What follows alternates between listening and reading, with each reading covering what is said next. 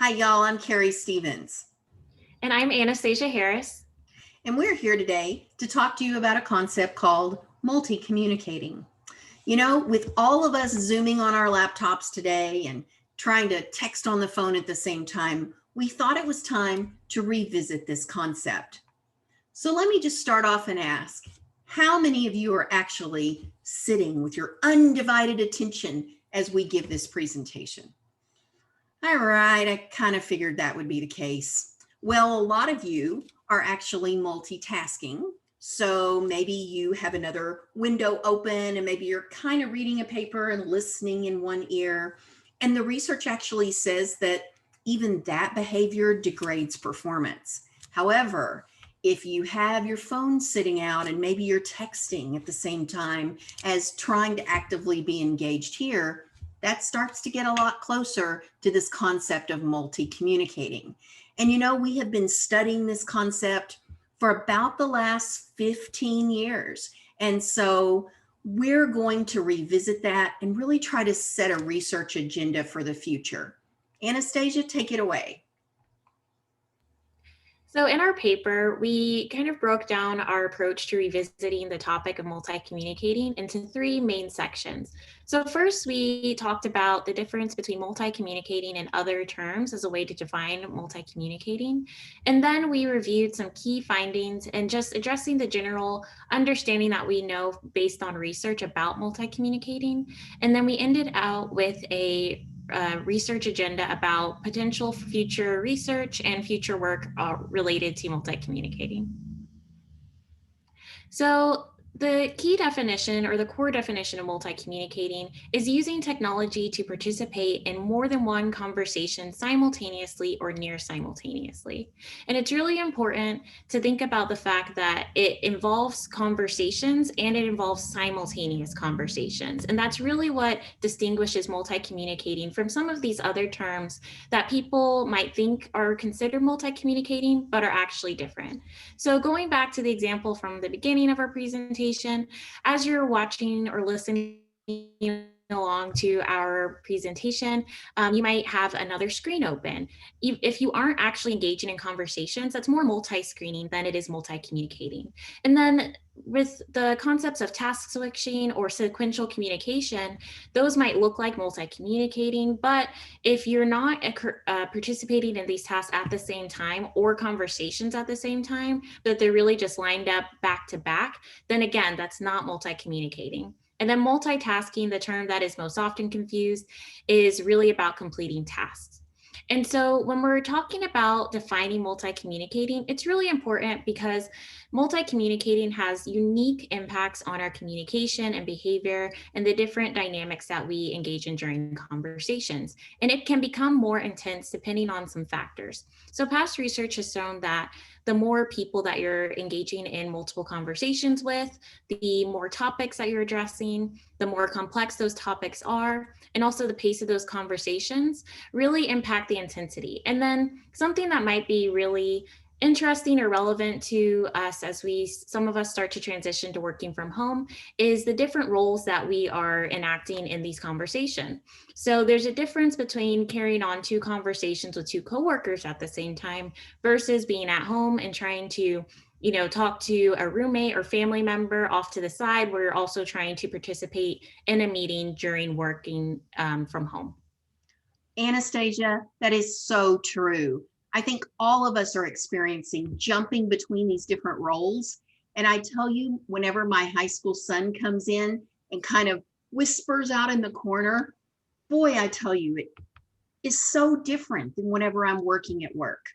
So let's go on and continue talking about multi-communicating. So another thing that we address in our paper is the idea around the different norms that are related to multi-communicating. And what we really focus in on is the fact that it varies depending on the type of technology that you're using, who you're speaking with, and whether or not coworkers view it as productive. And so these are different things that, maybe multi-communicating on a laptop or a computer might be viewed more positively or might be more of the norm at work versus pulling out your phone and texting during a meeting team, which may look differently to others.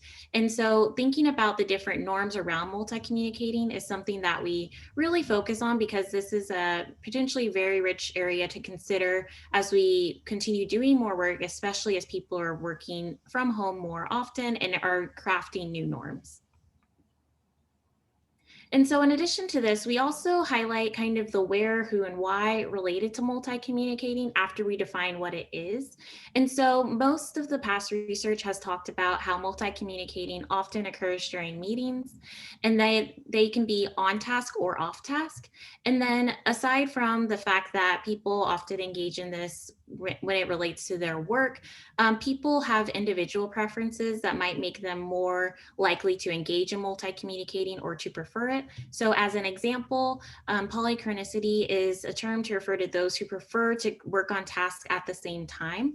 And so, it makes sense that people who prefer that would also engage in more multi communicating behaviors. And then lastly, we try to touch on why people might multi communicate.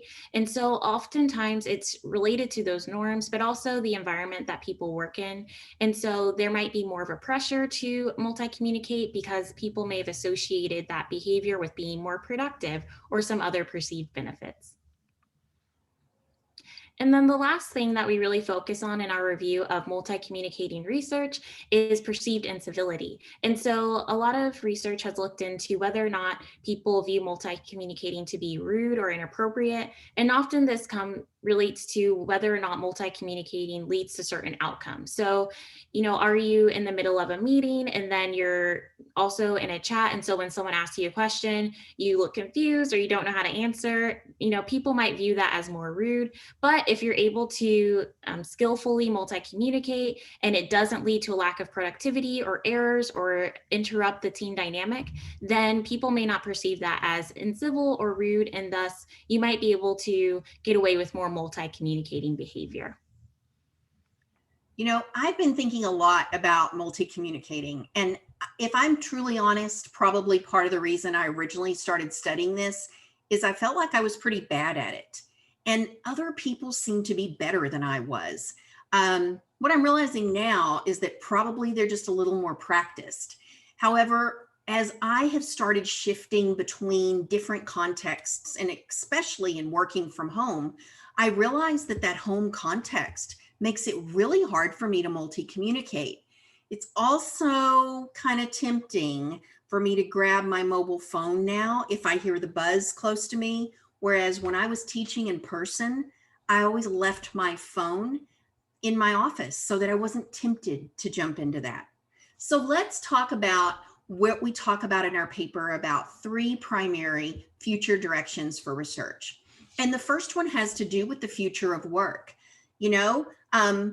One of the things that's never been considered is whenever you're communicating with a chatbot, is that multi-communicating? Is that harder or easier? You don't have the social consequences necessarily, so it would be a really fascinating area for research. The next area really has to do with the fact that we've studied a lot about perceptions of multi-communicating, especially related to outcomes, but we know a whole lot less about performance indicators. We need to see really, are there times when people can multi-communicate and do a really good job and have positive benefits to their workplace? And then the third and final area we discuss has to do with policy. One of the things you might not realize is that a lot of our software systems that we're using right now working from home, like WebEx or Zoom or Teams, they have some interesting behind the scenes monitoring software. As a matter of fact, inside of WebEx training, what they are able to do now is if you're the instructor, you can actually tell what the other people are doing while they're engaged in and on your same platform. Now, we don't have any research really out there about that. We do know that monitoring and employee monitoring is something that's gone on for quite a while. And that's why we think that this offers such a rich area for future directions. Should we have policies around this? Would people even care? Would that just give them that many more opportunities to try to kind of work the system? And so lots of these opportunities are things for us to research. So we really want to thank you all so much for joining us for this brief presentation. We hope you enjoy the virtual NCA this year, and check out our paper and let us know if you're interested in learning any more about this topic. Thank you so much.